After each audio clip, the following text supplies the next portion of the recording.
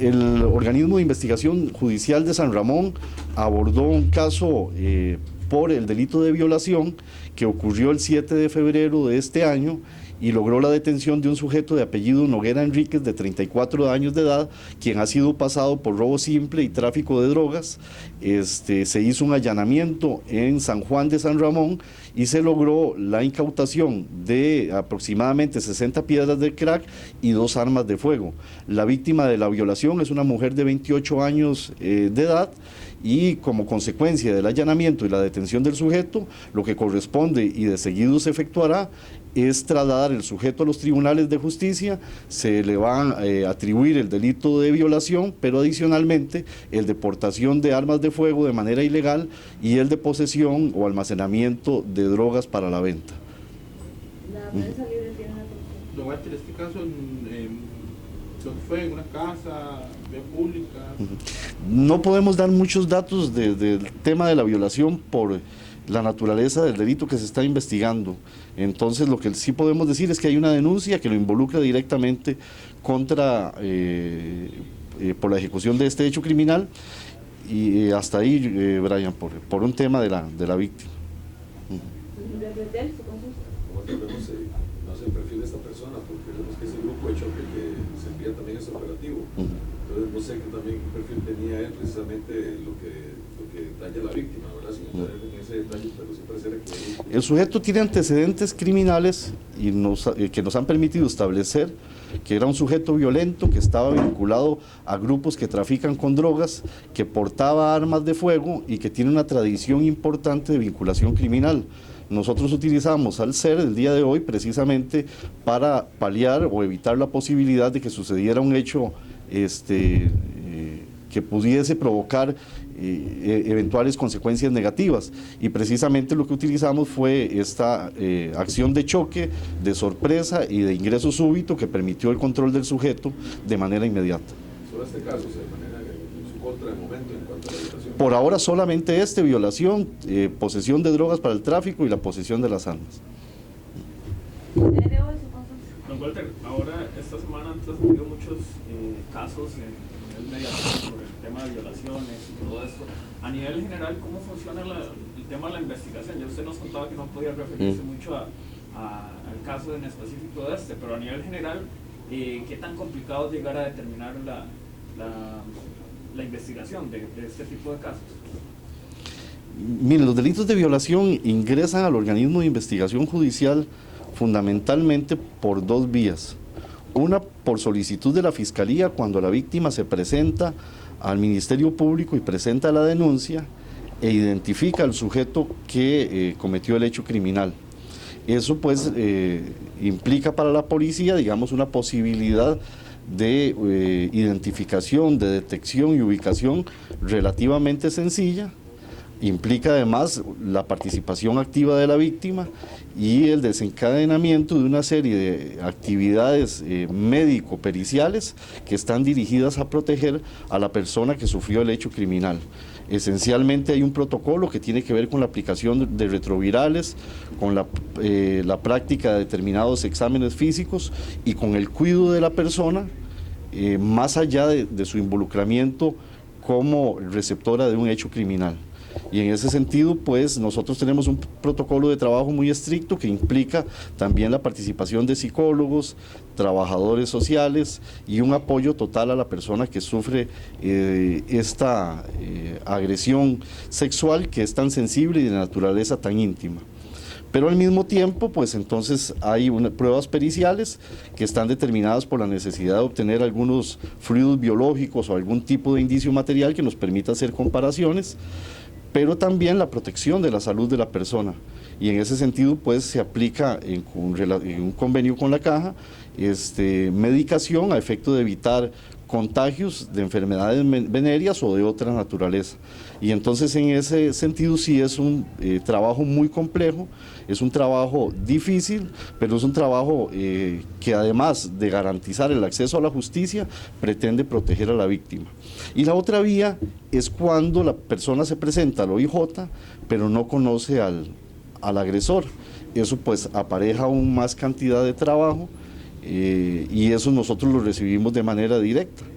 y hacemos estudios de naturaleza criminal, patrones de comportamiento, vemos los niveles de actuación, valoramos incidencias y hacemos operaciones dirigidas en este caso a ubicar y identificar a quien es la persona que ha ejecutado el hecho criminal, de manera tal que en esos casos pues probablemente habrá que hacer algún reconocimiento fotográfico, reconocimiento físico, tendríamos que tomar muestras de sangre o de algún otro fluido biológico para hacer comparaciones y seguir ese proceso que le señalo. Importante que para el organismo de investigación judicial es vital la resolución del caso, pero también es importante, trascendente y necesario proteger a la víctima como persona, en su integridad, en su intimidad y en su sensibilidad. Don Walter, ¿y la investigación de los casos está entre los principales que hace el OIJ o...? Tal vez podríamos hablar de eso, no sé, nos ponemos de acuerdo con Marco y Cinia, ¿verdad? Para darle, digamos, más detalle y con más precisión. Rocío de la Tea, si no. Don Walter, en este caso, ¿ella conocía al sospechoso o no? ¿Se hizo por medio de la OIJ como acaba de demostrar? En este caso sí hay una identificación previa. Okay.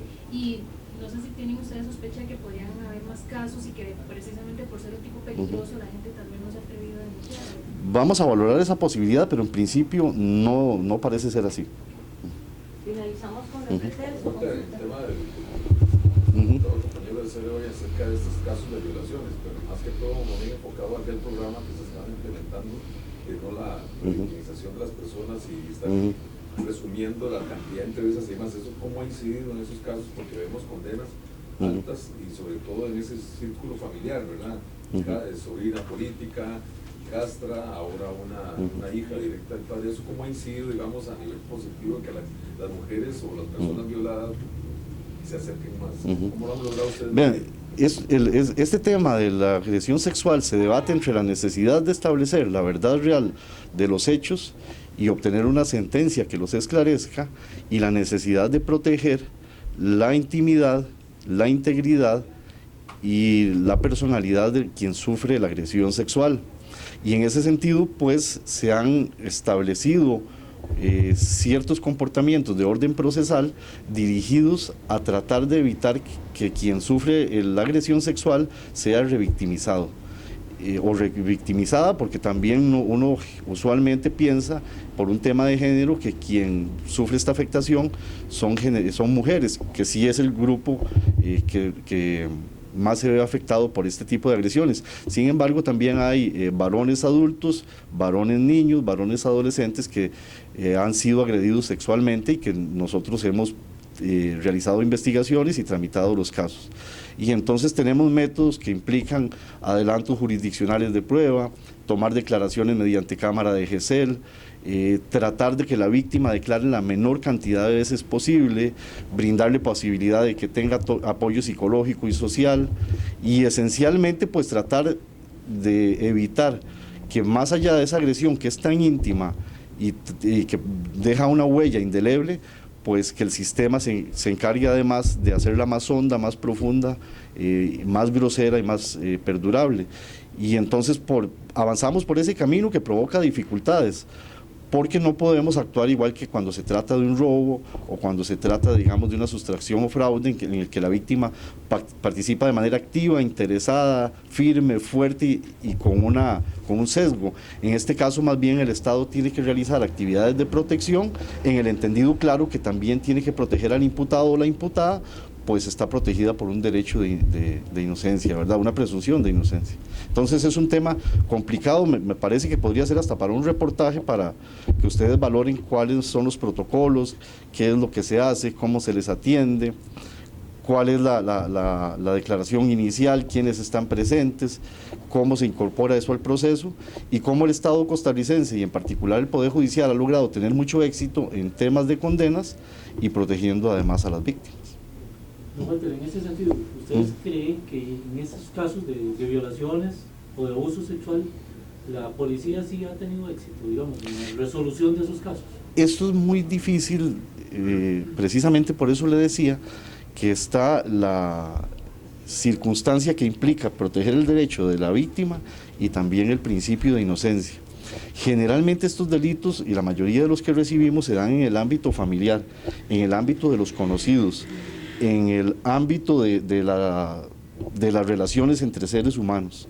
Y eso pues provoca que a veces interpuesta la denuncia, luego no se quiera proseguir, luego no se quiera colaborar con la administración de justicia y luego pues de alguna manera se evadan del proceso penal por circunstancias personales, por circunstancias familiares, por presiones externas o internas, por necesidad económica, por muchos factores.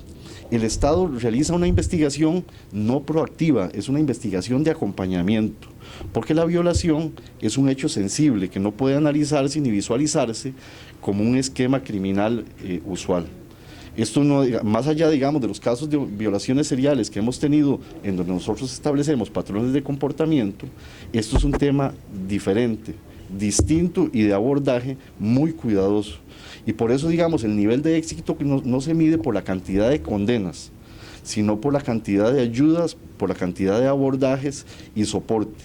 Porque más allá de las personas a quienes nosotros traslademos a tribunales, hay un componente de naturaleza humana, hay un componente sentimental, hay un componente que también debe visualizarse y valorarse. Quizá esto es más importante, dar soporte, ayuda y permitir que la víctima se incorpore a la sociedad con la menor cantidad de secuelas posibles que una sentencia condenatoria. En nuestra visión policial, pues sí está dirigida absolutamente a la necesidad de establecer quién es la persona y está dirigida a la necesidad de que ojalá se obtenga una sentencia condenatoria, porque esa es nuestra visión y nuestra misión, pero con una concepción, con un paradigma más amplio, pues uno puede concluir de manera distinta. Esto es un tema realmente muy difícil, precisamente por lo que le planteo, Arguedas. Finalizamos acá. Muchas gracias.